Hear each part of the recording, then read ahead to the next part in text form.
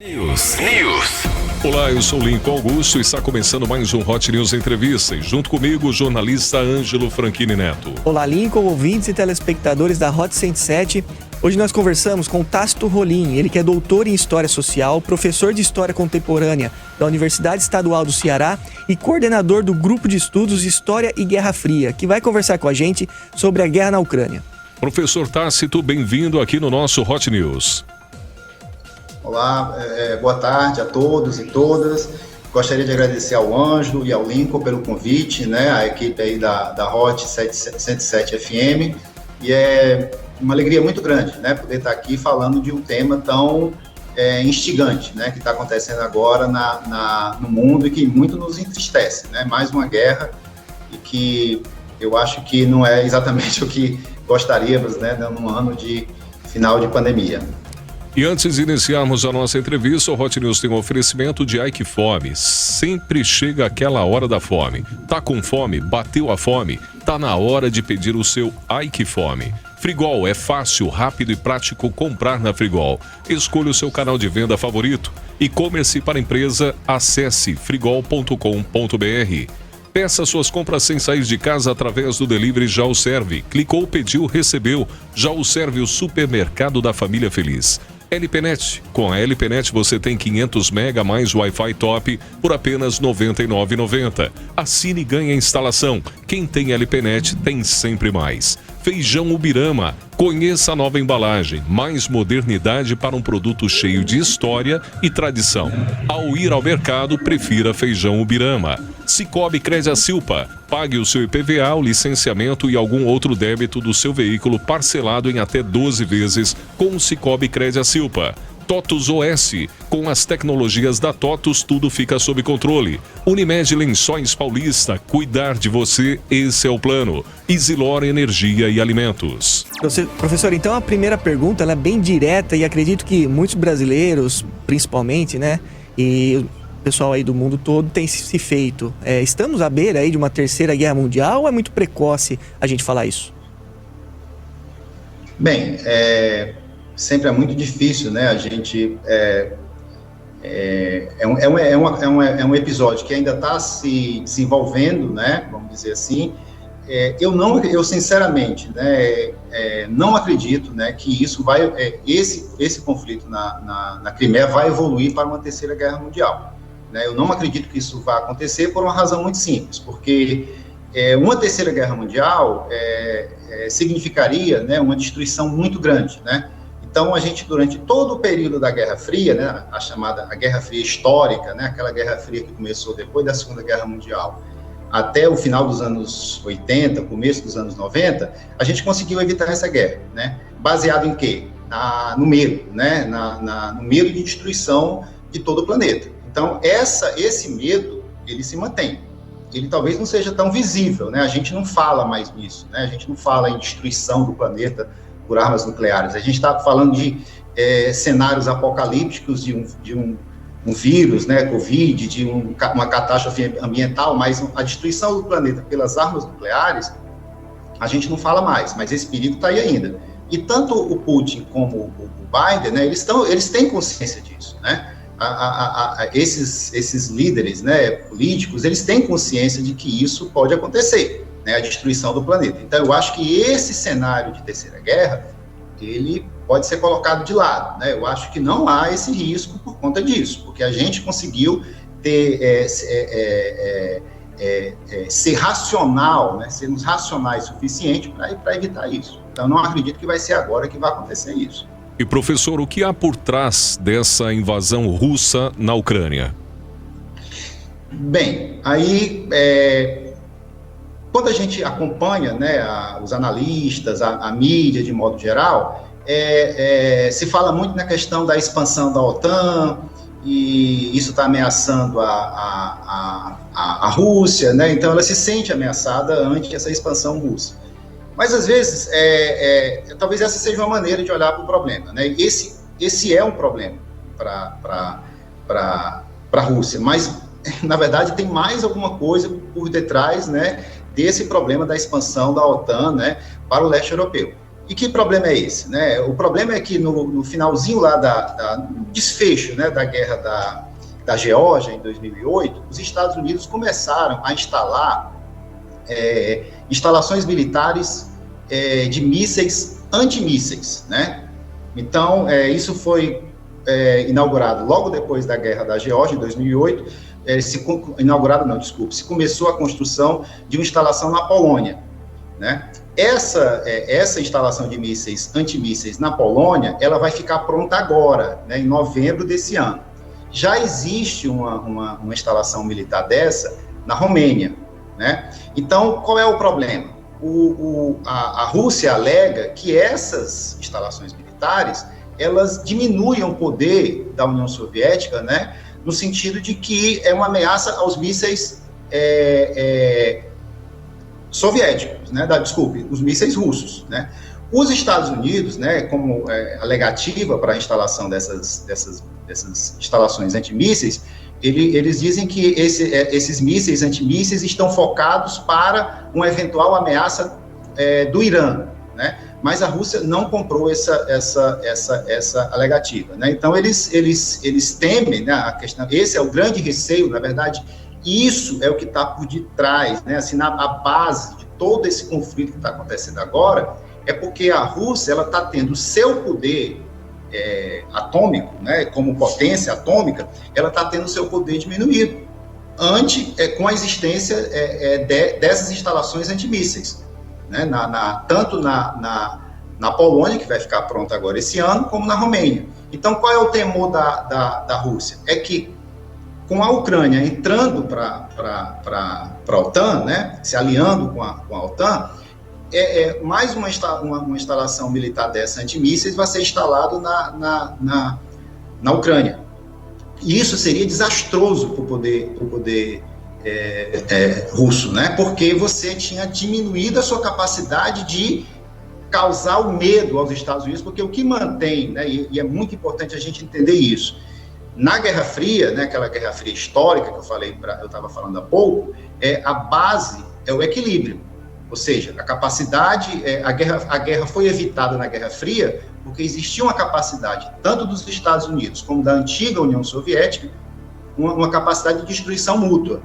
Hoje, né, 2022, a gente tem a guerra evitada pela mesma característica, pela mesma possibilidade, né? A gente existem estoques hoje, né, tanto em Estados Unidos como em Rússia, que não permitem, né, que seja pensada isso, que foi a primeira pergunta, uma terceira guerra mundial, porque isso vai significar a destruição dos dois países, né? Então, o que está acontecendo? Quando os Estados Unidos avançam, né, não com soldados ou então artilharia, isso aí não é tanto problema. O problema são essas instalações de mísseis antimísseis, né? Que isso aí coloca em perigo a capacidade da Rússia de destruir os Estados Unidos, porque esses mísseis, eles são para destruir mísseis balísticos, né? Que seriam disparados eventualmente numa guerra contra os Estados Unidos. Então, a Rússia, né, que não é uma potência econômica, né, mas é uma potência militar.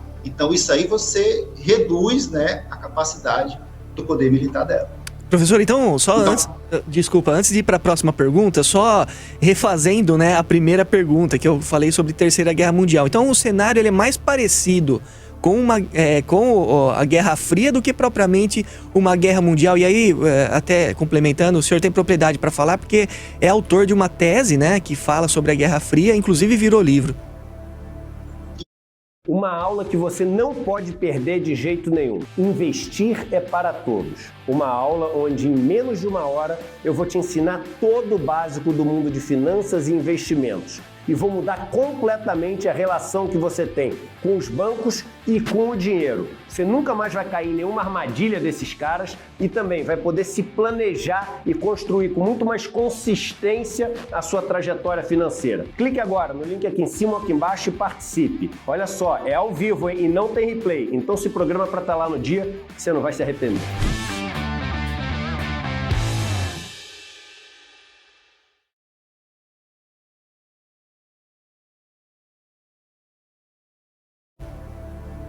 Isso. Isso, então vamos lá. Eu quero deixar muito claro, né? Inclusive isso eu coloco no livro, né? Eu lancei um livro recentemente, O Mundo na Era Atômica, o Brasil e a Guerra Fria, de 1945 a 60. E nesse livro, né, há uma parte específica do livro que eu vou tratar da questão do conceito de Guerra Fria, né? Que há muita confusão, né, em torno do conceito de Guerra Fria.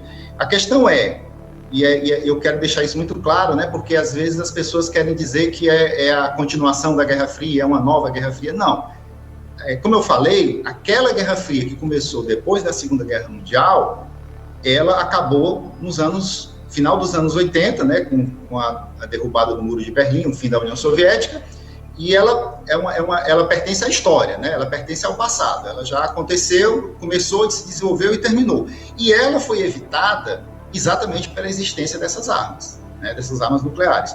Hoje, o que é que a gente tem? A gente tem uma guerra que continua sendo evitada pela existência das armas, porque a Guerra Fria, ela acabou, mas as armas permaneceram. Então, a gente tem um cenário, aí eu quero deixar claro, né, porque às vezes para as pessoas que estão nos assistindo, né, que a Guerra Fria, essa Guerra Fria que eu falo, que essa Guerra Fria histórica, ela tem características, né? Então, tinha a questão das armas, mas ela tinha também a característica da ideologia, né? A característica política. Você tinha Estados Unidos de um lado e a União Soviética comunista do outro. Hoje, a Rússia, né, não se parece em nada com a União Soviética, são duas coisas diferentes, né? Não dá para comparar, né? Rússia com União Soviética, mas as armas permaneceram. Hoje a gente tem um estoque menor de armas nucleares, mas nós ainda temos a capacidade, ainda existe a capacidade que foi criada, né, conseguida em meados dos anos 60, né, do século passado, que é a doutrina da destruição mútua assegurada. Então, hoje no mundo, ainda existe a capacidade de destruição mútua de Estados Unidos e União Soviética em caso de terceira guerra. E isso é que afasta a guerra, que mantém a guerra como uma coisa que não se quer pensar, né? Não se pensava na Guerra Fria, que acabou, né? Tanto que a gente conseguiu passar todos os 45 anos da Guerra Fria sem guerra, né? Quando eu digo guerra, é guerra nuclear, né? Guerra entre superpotências. Então, nesse sentido, que eu digo, né? Que ainda, eu acredito que ainda haja alguma racionalidade, né? Nos líderes, né? Que vão manter esse cenário de possibilidade de guerra, terceira guerra afastada. Agora sim, a gente não sabe, né? Eu não tenho uma bola de cristal para prever os acontecimentos, o que vai acontecer. A gente tem uma Rússia acuada, né? É uma potência nuclear acuada, né? Porque então, a gente está vendo aí as sanções econômicas e tal. Então, como é que ela vai reagir a essas sanções? Bem, aí ninguém sabe, né? Ela tem capacidade, né? Ela tem capacidade financeira, né, para suportar essas pressões. É o que está sendo dito, né? A gente está acompanhando, a gente está vendo essas notícias mostrando os números, né, que há uma capacidade financeira da Rússia. Mas durante quanto tempo ela aguenta? E como é que serão essas pressões? Agora, uma coisa é certa, quando os Estados Unidos mandam tropas para a Polônia, né, mandam tropas para aqueles países do leste europeu, não é um bom sinal, né? Eu acho que essa não é a melhor maneira de você lidar com essa situação, né? Porque fica, mas aí o grande problema é que é um teatro, né? Eles sabem, Putin e Biden sabem que eles não podem lutar entre si, né? Então eles fazem todo esse teatro, né? Essa demonstração de força, né? Então esses ensaios que acontecem, né? De mandar tropa, né? Essa coisa toda. E agora a Rússia, né? Talvez se sentindo mais pressionada, ela resolveu invadir, né? Mas parecia que era uma coisa que ela ia fazer de qualquer jeito. Professor, mesmo a Rússia não sendo mais comunista, né, como o senhor bem colocou, é utopia, é um exagero dizer que o presidente russo Vladimir Putin ele está agindo, de certa forma, conquistando ali, invadindo, né, a Ucrânia, ele está agindo com a cabeça soviética nesse sentido de expansão de território? Sim, né, ele é uma invasão, né, definitivamente, né. É uma invasão. Ali a gente tem um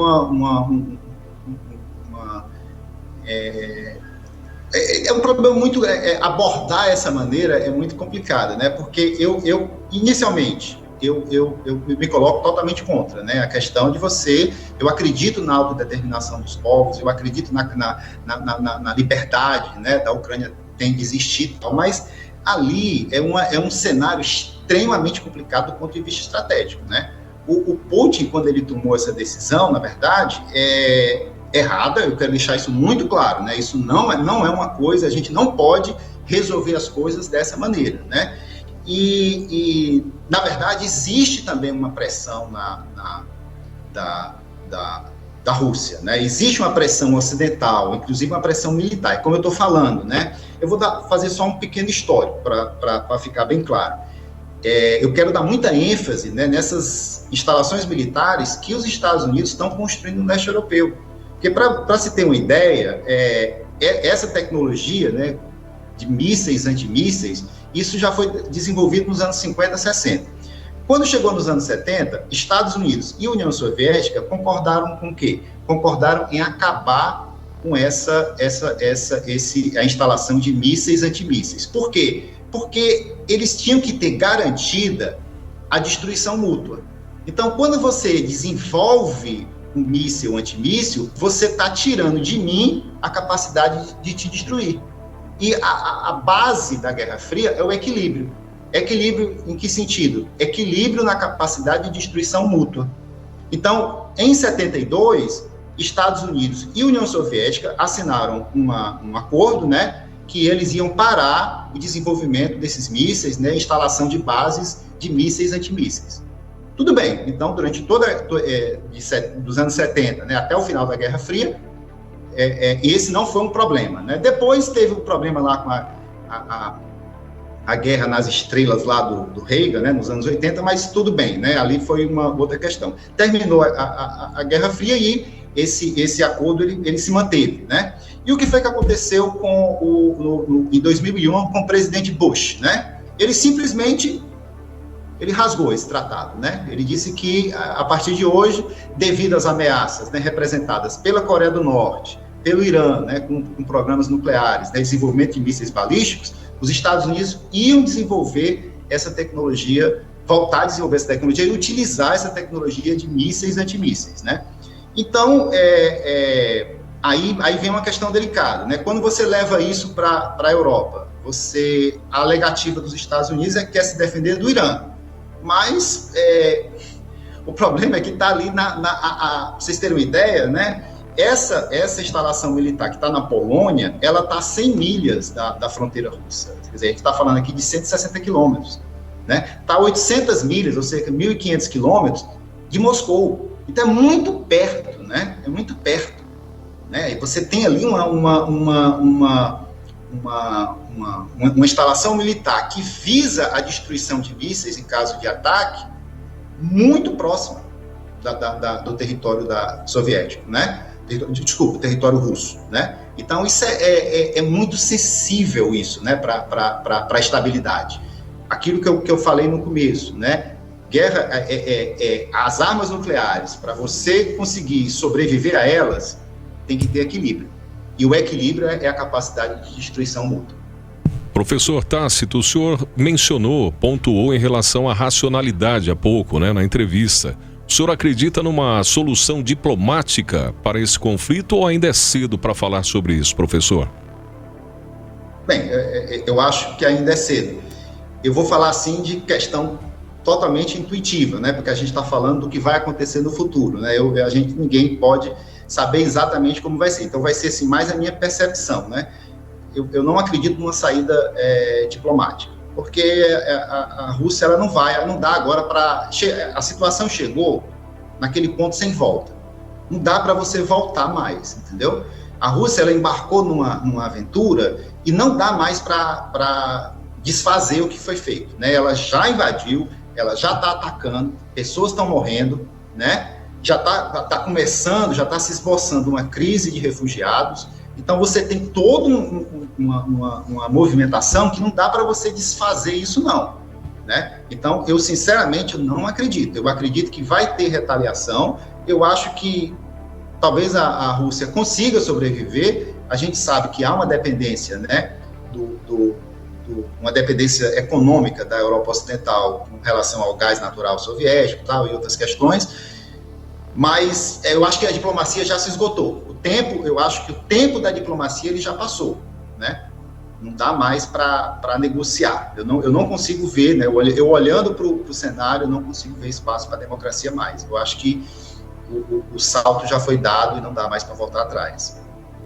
E, professor, agora há pouco a Ucrânia confirmou que a Rússia tomou a usina de Chernobyl.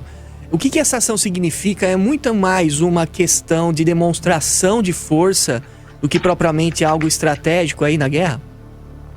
Eu estava acompanhando, né? Eu já está com algum tempo que fala, né? Hoje, no dia de hoje, que fala sobre essa questão de Chernobyl. Existem depósitos lá de material nuclear, né? E eu fiquei sabendo que existem tropas ucranianas que estão guardando isso e tal. O receio que tem, me parece, né, é de que exista uma guerra lá nesses depósitos, né, na região da usina e tal, e seja liberada lixo radioativo, né, mais uma vez para a Europa e tal. Assim, eu sinceramente, né, eu posso até estar equivocado, né, eu não vejo muita importância estratégica, né, nisso, né, porque eu não acredito que os ucranianos ou os russos eles vão fazer qualquer coisa nessas instalações, né, porque isso vai significar um problema para os dois, né, para os próprios ucranianos e para os russos, né? Então, acho que ninguém vai mexer nisso. Na verdade, eu acho que essa coisa de Chernobyl, né, ela ganhou o noticiário, né, e ela teve esse destaque todo, mas por uma questão imaginária, assim, né, porque Chernobyl está na nossa cabeça, no nosso imaginário, né? Chernobyl foi um acidente nuclear de 1986, né, e foi muito, né, muito falado, muito comentado e foi motivo de série, de livros, de coisas, né? Então, é uma coisa que está muito, assim, impregnada no imaginário, né, coletivo. Aí, eu acho que é um nome forte, né? Quando a gente fala de Chernobyl, você só lembra de acidente nuclear, de coisa ruim, né? Então, eu acho que é mais nisso, né? Eu não vejo muita importância estratégica do ponto de vista, assim, especificamente da área de Chernobyl, né? Mais isso. Eu vejo mais uma questão do plano imaginário. Professor, falando da China, que deu declarações sobre Taiwan, que, segundo informações, dizendo que Taiwan não é igual à Ucrânia e preocupando o mundo, podemos dizer que essa atitude é relacionada ou coordenada com a ação da Rússia, professor? Sem dúvida, né? Aparentemente há uma coordenação, né? A gente tem que lembrar que China e Rússia, eles estão relativamente alinhados, né, nessa questão. Eles têm problemas semelhantes, né, porque essa questão de Taiwan, do sul da China, né, existe muita tensão naquela região, aí a coisa se repete, né, o cenário que eu falei, China e Estados Unidos são duas potências nucleares, né, eles têm armas nucleares, o estoque, né, o arsenal norte-americano é muito maior do que o chinês, mas mesmo assim eles têm a capacidade balística. O que é que significa a capacidade balística? Você colocar uma ogiva atômica num foguete, esse foguete ele consegue atingir qualquer lugar da Terra, né, e não tem defesa contra ele. Não tem defesa contra esses mísseis balísticos. Então, a China podia lançar um míssil e destruir Washington, Nova York, por exemplo. Então, isso, na verdade, né, a gente parar para pensar, tem muita tensão ali no mar da China, no sul da China, teve essa tensão toda na Europa, né, que como eu falei há pouco, isso não, na minha opinião, né, no meu sentimento, isso não vai gerar uma terceira guerra mundial por conta disso, né, porque a gente vamos raciocinar juntos aqui, né, os Estados Unidos estão dispostos a trocar Washington por Kiev. Os europeus estão dispostos a trocar Londres ou Paris pela capital da Ucrânia? Eu acho que não, né? Então, a Rússia, né, essa aventura que a Rússia se meteu, né, ela está fazendo, é por causa disso. É porque ela sabe que ela tem essa capacidade. Então, ninguém vai ficar muita sanção econômica, muita nota de repúdio, né? Você vai para o parlamento, está tudo errado, eles estão errados, tá? Mas vai ficar muito no campo retórico, né? Porque, inclusive, é curioso, né, que os Estados Unidos já fazem questão de dizer, né, que eles não vão mandar tropas para a Ucrânia. Eles deixam isso muito claro, né? Não sei se quando vocês, né, as pessoas estão acompanhando, né, as notícias, elas percebem que quando o Biden fala, ele fala com muito cuidado, né? No sentido de que não vai entrar em choque por causa disso. Mas na China é a mesma coisa, né? No sentido de que a tensão lá é muito parecida. Então, isso que o Putin fez pode servir de exemplo lá para a China, né? E agora, e se a China se aventurar em Taiwan? O que é que os Estados Unidos vão fazer, né? Então, isso é um risco, né? Mas, assim, mais uma vez, né, eu continuo acreditando, né, na racionalidade, que essas pessoas, elas não vão a Ucrânia não vai ser trocada por Nova York, nem Washington, e Taiwan também não.